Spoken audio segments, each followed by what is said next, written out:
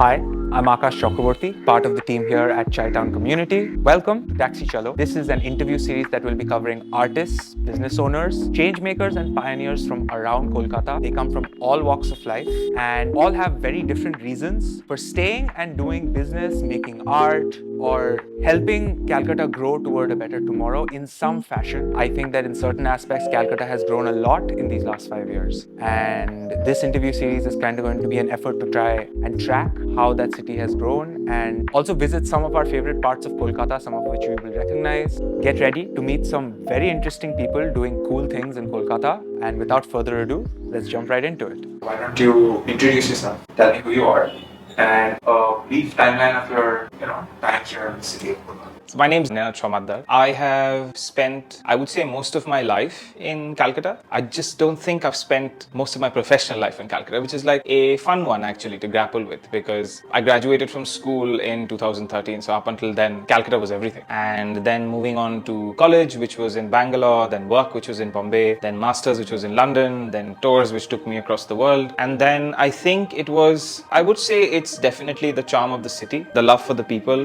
the conversations, the flavor that you have for something as simple as that. I'll give you an example. Anywhere else in the world, if you were putting a show together, if you're putting a performance together or something, you would always have to look at access. Access just in terms of how elevator friendly or how easy it is to get to this studio. Whereas in Calcutta, people often enjoy the stairs. Like a lot of the stories are told in the stairwells. You'd see pictures, you'd see frames, you'd see artifacts, you'd see things along the walls that almost give you this really interesting look of what this space is going to be. It's like almost like this precursor, a foreword to like what you're entering into. And I've always really enjoyed that. Even something like Chaitown, for instance. You see the team, you see, the decorations, you see how it's built, even something like the flooring that appeals to us. But I digress. Just in terms of who I am, I make theatre, I sell stories. That's my primary identity. I have a bunch of words that describe me to professional people as well. I am an artistic director to the Urban Theatre Project, which is a laboratory meet library space. I'm on the board of trustees for Flute Theatre, which is a London-based theatre company that creates fantastical games for those who are on the neurodiverse spectrum. I teach as often as I can. Just last week, I was up in Darjeeling at North Point trying to make a case for theatre studies in the curriculum because ICSE has recently approved it. All things considered, I would say I do as much as possible under the larger discipline of theatre. Now,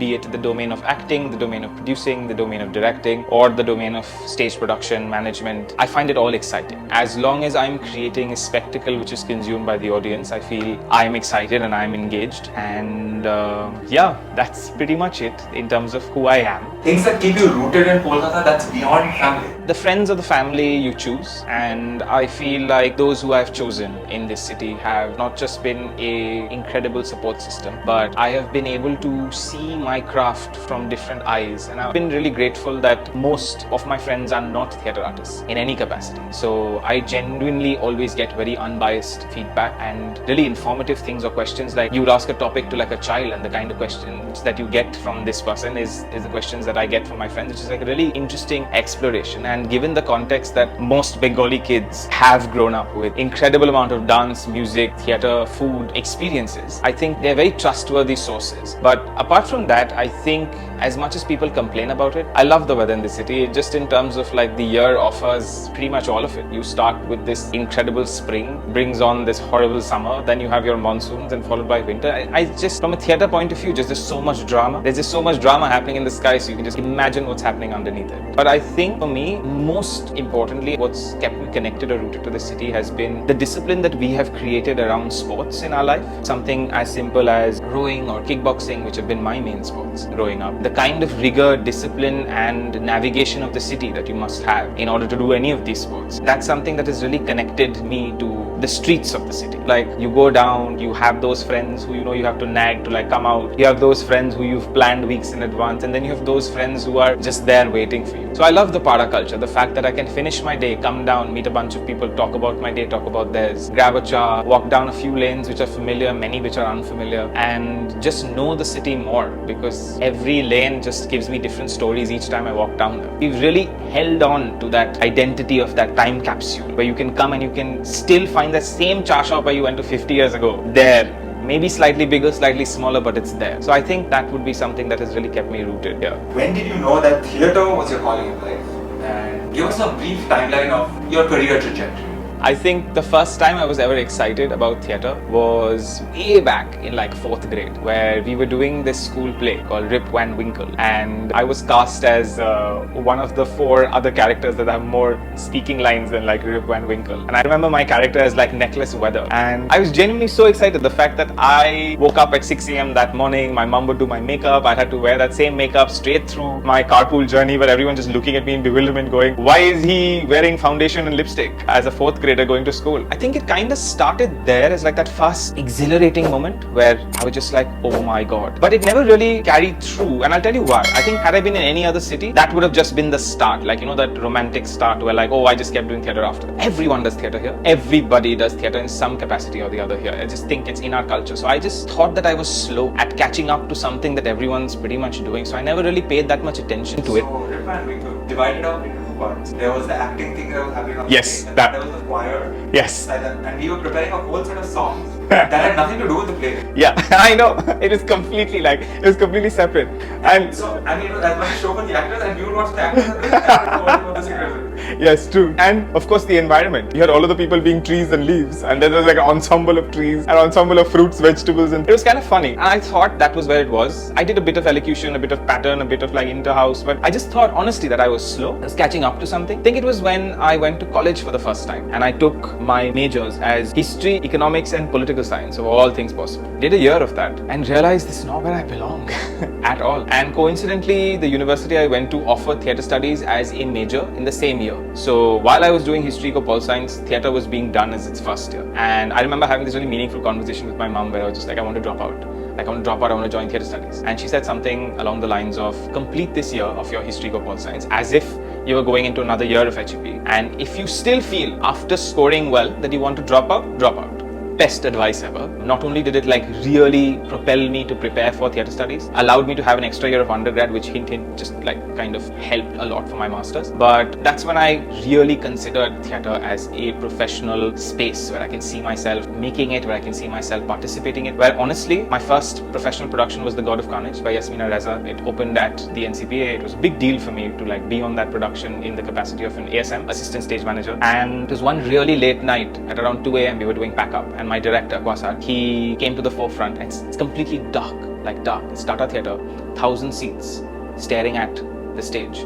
And I don't know if you felt it, but a full house and an empty house have the same feeling. And I stood there and I was just looking, and he came and he just put his arm around my shoulder and he was just like, that's why we do it. And I don't know, like, I'm sure he remembers this. I'm sure people know I had this moment, but that was a moment when I realized that everything was kind of worth it. The kind of work that we put into the process, the kind of rigor that goes into it, the thanklessness of the jobs that you do behind the scene, it really doesn't matter as long as that spectacle that you create, it has that power to communicate that story. And I think that's when I fell in love with storytelling. And I've kind of like stolen this phrase from my masters where I call myself a story seller and not a storyteller, because the stakes are slightly higher. And I think that's when it began. And since then, I've just not looked back. I've done a few shows, you know them, but for the sake of people listening in, I worked as the lead actor on Taj Express, which is a Bollywood musical created by Yash Raj Films, directed by Shruti Merchant, that went over North America and Canada. I did about 57 shows in 20 odd cities, then came back, taught at Christ University for a bit. After that, I worked as a production coordinator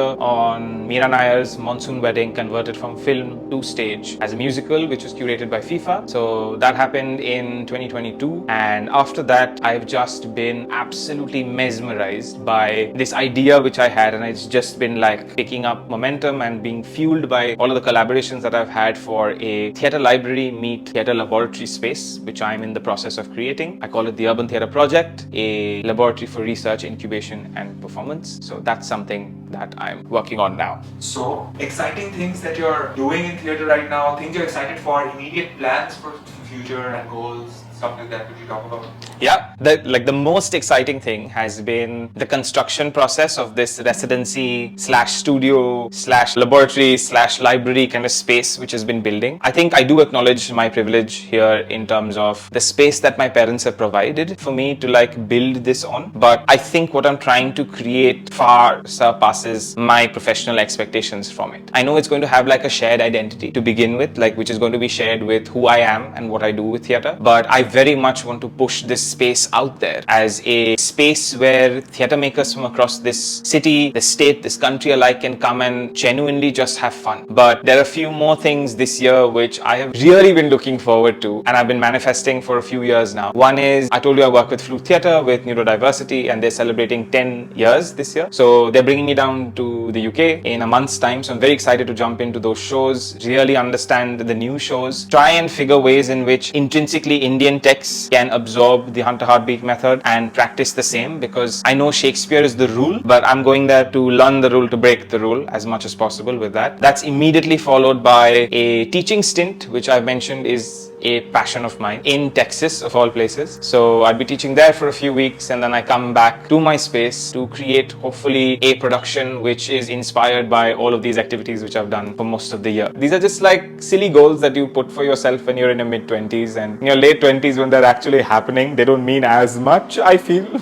But I'm still as excited as a child within to just take on these new kind of roles, these new responsibilities, meet these new people. I think networking has always been something that I've identified as a strong suit. So I definitely want to build on that more, tell more people around everywhere that, you know, there is a space here and that Calcutta has not dropped off the map when you look at India in terms of like a circuit. What's really interesting though, and I know I've spoken to you about this before, but there is a project which I was associated in a more full-time capacity in the beginning of the year, a slightly more distant capacity now, but it's a really interesting one called the Drama Library. It is an online resource that we are creating for no matter who you are, where you are. It is a repository of unpublished scripts written by Indians from all over the world. So if anyone's looking for scripts that you want to produce, write, read, it's there on that website. But honestly, like if I really boil it down, as long as I wake up knowing that I'm doing something with a group of people that has a story, I'm excited. I'm excited about that day. I'm excited about that week. I'm excited about what we're going to create from that and the potential that it has to maybe change a few lives, not just within that ensemble, but maybe those who are watching that ensemble. So I think that's always been the inner motivation or the drive, and everything else has just been things I've navigated through. So I am fortunate. I was actually having this conversation with our school this morning, and there's a really interesting project coming down next month and I want school to kind of absorb it as one of their shows. And I found myself talking to really familiar people about things that they never thought I would do. This is something that I may not necessarily be the best at, but I try hardest at,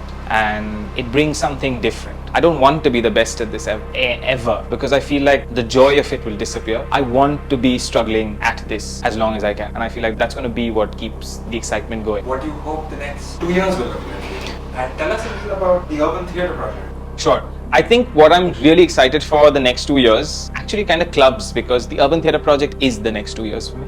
And that's what I'm really excited about, because for the past 10 odd years that I've been theatre focused, I've always tried to bring the best result for someone else's vision. For the first time, I feel that has slightly swapped. The Urban Theatre Project is very much my vision. It's something that I've wanted to conceptualize with two of my very close friends who are working on this with me. And I'm just really excited for that. I feel like I'm going to be in Calcutta more in the next 2 years than I've been in like the last 10 years. And that's exciting, because lucratively we've seen it again post-pandemic, as there has been a return of youngsters and like the younger demographic into Calcutta to create the space. I mean, like walk around anywhere. A Pada which had like one cafe for like 4 kilometers square has like 4,000 of them. I'm exaggerating, but not that much. There's honestly that many spaces where you can just see young minds talking about projects that are building. Like any space I walk into, like this is something that I do a lot. Don't judge me for it, but whenever you see me with, you know, earplugs or earpods or anything out in the open, there's never anything playing. I'm not the kind that generally listens to music on the go, but it gives me the excuse to like eavesdrop, because it's my job. That's what I do. I study people and I try to replicate them as honestly as possible, and I feel like that gives me like this really good excuse to look at their mannerisms when they think that I'm tuned out, but I'm actually tuned in. And the conversations are stirring, they are beautiful, and they are all kind of focused towards how much more can be done in this city, because there is an appreciation for the arts. We've kind of encountered that with shoots that we've done on the streets. We've seen it with companies that we're close to doing things in the para and in and around, that people don't generally come yelling at you for making noise if they've seen that you're making something artistic. There's a very deep set respect and need for it, which I feel like this city, this state has embraced from a very primal level. And I think that's something that's been happening, and I'm excited to see how that just unfolds. Even with things like Durga Puja and Christmas and things having that kind of power and kind of attraction to people from across the world.